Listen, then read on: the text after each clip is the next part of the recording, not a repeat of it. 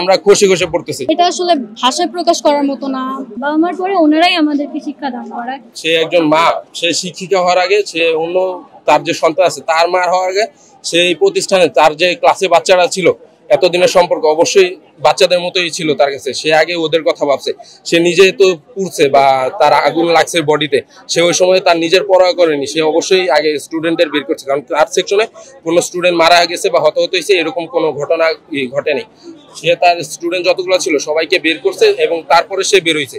সে বের হওয়ার পর যেটা দেখলাম যে তার অবস্থা খুবই শোচনীয়। মানে তাকে আমরা ধরে আগে স্ট্রেচারে নিয়ে গেছে, স্ট্রেচারে নিয়ে তাকে আগে হসপিটালে অ্যাডমিট করা হয়েছে। তার বডির প্রায় 85 থেকে 90% বডি পুড়ে গেছে। এখান দিয়ে যে নিয়ে গেছে প্রত্যেকটা বাচ্চা যে নিয়ে যাওয়া হচ্ছে তাদের বডি থেকে চামড়া খসে খসে পড়তেছে। টিচার যখন মানে এরকম অবস্থা দেখছে তখন উনি ইনজিউর্ড হয়ে গেছে, কিন্তু তারপর উনি বাঁচাতে গিয়েছে, কিন্তু মানে 20 জনের মতো বাঁচাইতে পারছে।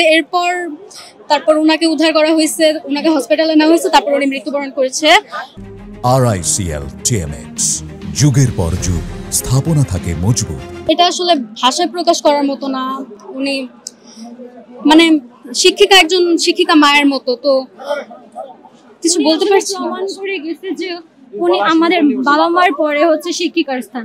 শিক্ষকরাই আমাদের হচ্ছে আপন। বাবা মার পরে ওনারাই আমাদেরকে শিক্ষা দান করায়, আর ওনাদের কাছে আমাদের ম্যাক্সিমাম টাইম থাকা হয়। উনি হচ্ছে ওনার মায়ের যে একটা স্নেহ, ওইটা উনি ওনার মাধ্যমে বাচ্চাদেরকে, তার নিজের বাচ্চার জন্য না, সে অন্যের বাচ্চার জন্য তাকে নিজের বাচ্চা মনে করে সে আমাদেরকে যে আমাদের এই বাচ্চাগুলোকে যে উনি সাহায্য করছে, ওর থেকে যে বাঁচাইছে, এটাই অনেক বড় আমাদের কাছে। এইটাই অনেক যে আমাদের একজন শিক্ষক আমাদেরকে যে নিজেদের বাচ্চার মতো দেখে, এটাই আমাদের কাছে অনেক। এটাই হচ্ছে আমাদের প্রাপ্তি। She died as a queen. আমাদের মানে আমি ছোট থেকে দেখে আসছি যে মাইলস্টোনের টিচাররা অনেক কেয়ারিং, একদম মানে অনেক কেয়ারিং। আর মানে আমি বলার ভাষা পাচ্ছি না। মিস আসলে আমি মিসের সম্পর্কে আরো অনেক কিছু শুনেছি। মিস অনেক ভালো মানুষ ছিলেন। কালকে যে ভদ্র মহিলা যে কাজটা করেছে এটা খুবই একটা ভালো কাজ করছেন, এবং উনি নিজের জীবন উৎসর্গ করে বাচ্চাগুলোকে বাঁচানোর জন্য অনেক চেষ্টা করেছেন, এবং পরবর্তীতে উনি নিজেও মারা গেছেন। এটা একটা আপনার কি বলবো, একটা অবিস্মরণীয় ঘটনা। এবং এখান থেকে টিচারদের যে আত্মত্যাগ, এখান থেকে সেটা আমরা জানতে পারলাম যে হ্যাঁ, একটা টিচার বাচ্চাদের জন্য অনেক কিছু করতে পারে, শুধু নিজের বাচ্চা না, তার পরের বাচ্চাদের জন্য সে কিছু করতে পারে। বাচ্চা থেকে একটা ম্যাডাম, ওনার নাম তো পরিষ্কার ম্যাডাম, উনি লাস্টে ওনাকে বাসায় করি। তারপরে মেজর সাহেবের ওয়াইফ, উনিও তো চেনে, ওনাকে জানলা দিয়ে বের করার পরে ওনাকে ওই গাড়িতে উঠে দেওয়া হয়, অ্যাম্বুলেন্স গাড়িতে। যে অ্যাম্বুলেন্স গাড়িতে আরেকজন ম্যাডাম মহিলা ছিলেন, ম্যাডাম পরিষ্কার মতো, ওনার নামটা মনে হয়, আর্মির গাড়িতে উঠে দেওয়া হয়। উনি একেবারে কাপড় নষ্ট মানে গেছিল, একটা তোয়ালি আনিয়ে ওনাকে পানি মারিয়ে তোয়ালি আনিয়ে দেখে ওনাকে আর্মির গাড়িতে সিএমএ চলে যায় আর কি।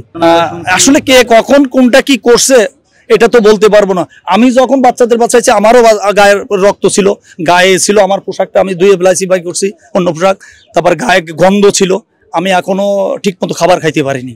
ওই গন্ধ বা আমার কাছে পোড়া গন্ধ সবসময় এখন লাগ দিছে। আমি তো অনেক বাচ্চা বাঁচাইছি, বাচ্চারই করছি।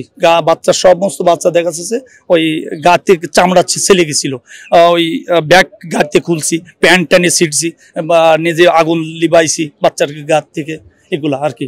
আসলে খুব কষ্ট লাগতেছে, কারণ আমরা বাচ্চার সাথে সম্পর্ক, আমাদের বাচ্চারা যারা আছে ওরা মামা বলে ডাকতো, আমরাও বাচ্চাদের মামা বলে ডাকতাম।